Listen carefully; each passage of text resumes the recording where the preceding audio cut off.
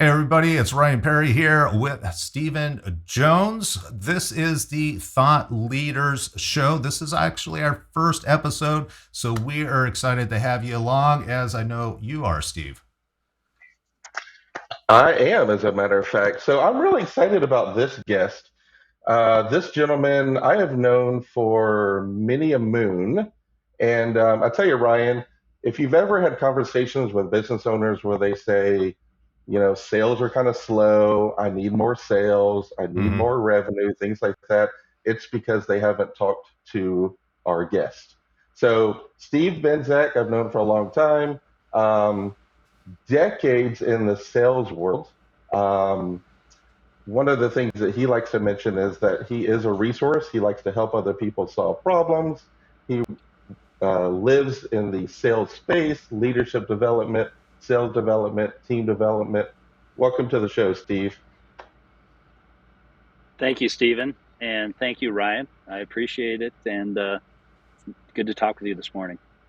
Yeah, it's a pleasure to meet Absolutely. you. We appreciate your time. Yeah, we appreciate you being on the show. I've learned a lot from you. So, as you know, I'm kind of deep into your marketing as well. And like the insight that's provided is really helpful for business owners. So, I know this will be really good. So, our format is generally, 1 to 3 topics. I know there's 3 different topics that I know we wanted to try to cover. Um, so first things first, one of the things you mentioned, Steve, that you wanted to talk about was the mission at hand, clear expectations. So give us a little bit of insight on that. Absolutely. So, clear expectations.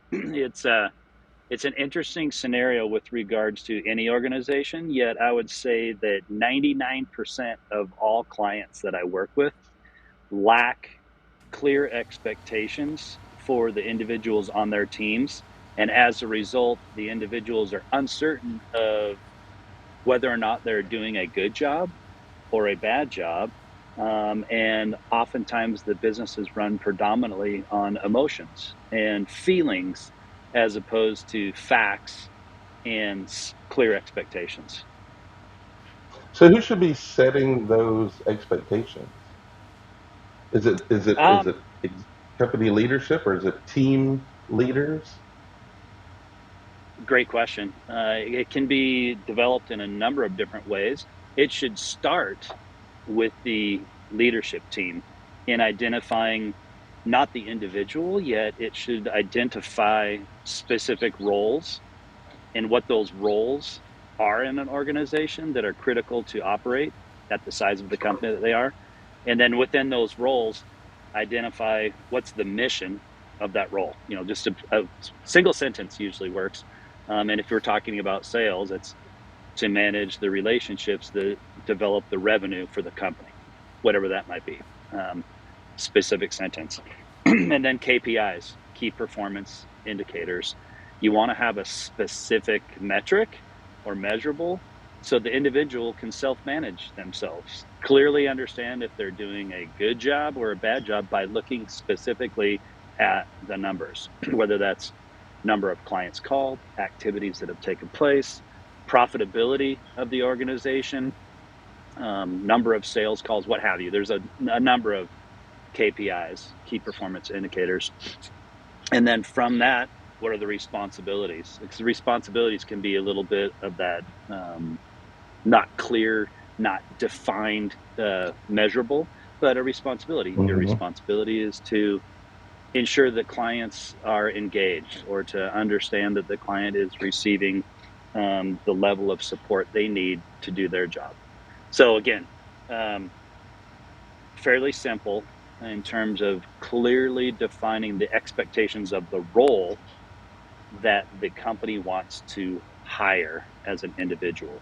So again, not thinking about the person, thinking about the role, and then clearly defining the mission, the KPIs, and the responsibilities. That's a great start. I got a quick What? question on that, if I can. And I'm just curious, Sure. where do you see that becoming really important as a company grows? So, as an individual, right, it's much easier to figure that stuff out than I add an employee, 2, 5, 10. At what point does it kind of become critical that you have these systems in place? First hire. Okay. first hire Makes and sense. every hire after that. It's as a founder of a company, which I have been, and a number of the clients that I work with are as founders, they have to hire people that do things exceptionally better than them Hmm. at different roles and responsibilities. So if you hire a bunch of clones that do the same thing, you're going to usually go down the path of too many cooks in the kitchen having the same idea. You want to hire people with a different opinion and skill sets that can do things that you don't do so that you can move on to other elements of the projects or the responsibilities in the organization. Right. Hmm. Absolutely agree. Um, all right, let's switch to culture. So um, let's talk a little bit about the culture from founder led to leadership team. What does that look like in your involvement with companies? Culture is the most important element of any organization in my Right? opinion. And Yeah. oftentimes it is a scenario where it could be the initial bet that the founder made in the organization and their grit, whether she has a bubbly personality, whether she is hard to the point and strict at what she does. The fact of the matter is, the founder made a bet on themselves to start this business. And you want to have people that align with those aspects of the personality or the values of that founder. And eventually you'll start to see that there's more grit in elements of what those cultural aspects are. And then you need to start defining them as an organization, as really your mode of operation. So when things get tough, and they will, and they do, you want to make sure that that founder's initial bet, where they took a huge risk in starting their company, doesn't the individuals don't just roll over and oh that's too hard, or geez, my day's over. I need to get home to do whatever it might be, Hmm. go work out, um, go get It's my five mind o'clock. space. Time to leave. Right, and that's never the case in a founder's mind. So you have to make sure you hire the people and then develop the culture of individuals that have that grit, if that's what you're looking for, um, and have the commitment to be there after hours if it's required, or giving their all during the open hours of the business. So it's imperative to ensure that the individuals that you hire have the set of values that represent what the founder wants most in the company.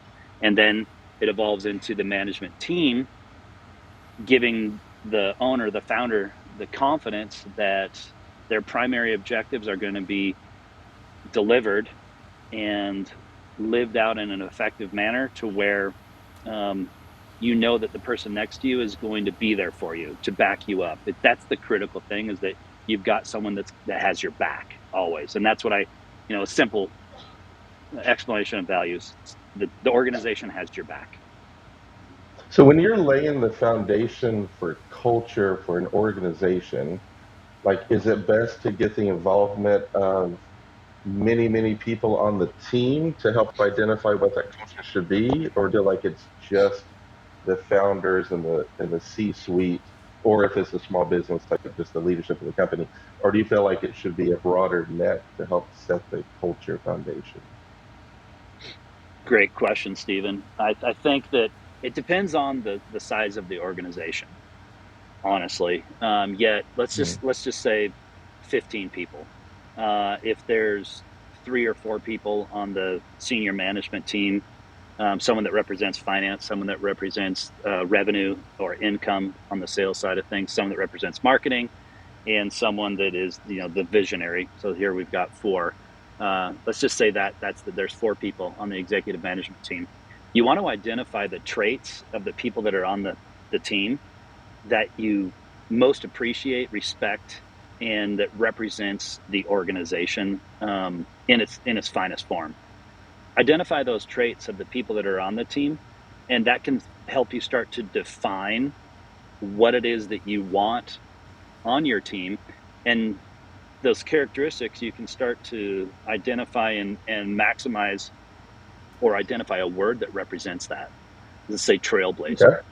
Trailblazer might be a theme or a value where our objective is that we want to be bold, and we want to lead the way through the deep dark forest. That's a trailblazer. Identifying a Mm-hmm. path forward that others can follow, and let's just say that is the value. So then who are the people in the organization that are trailblazers?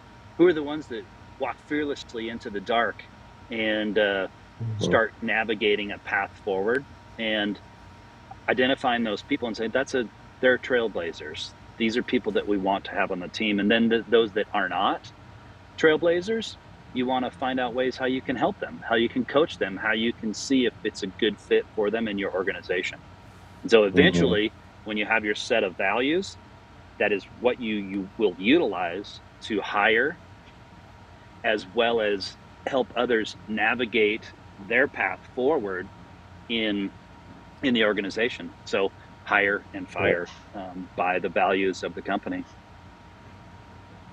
I Kind love of, that. That's good insight. yeah, and it kind of leads me to a question because you talked about earlier as far as finding people that don't have the same skill sets and finding people now that have the same culture. Do you find that one is more than important than the other? Or is it kind of a 50-50 split so that, thinking about somebody who's maybe starting out on this journey and hasn't really thought about it in detail, how do you meld those two together to find the perfect hire? Oh, Ryan, you've nailed it right there in terms of Oh, a great question. So And you got to answer less than I 60 seconds too. got it. All right. Review resumes based upon skill sets and hire on culture. okay.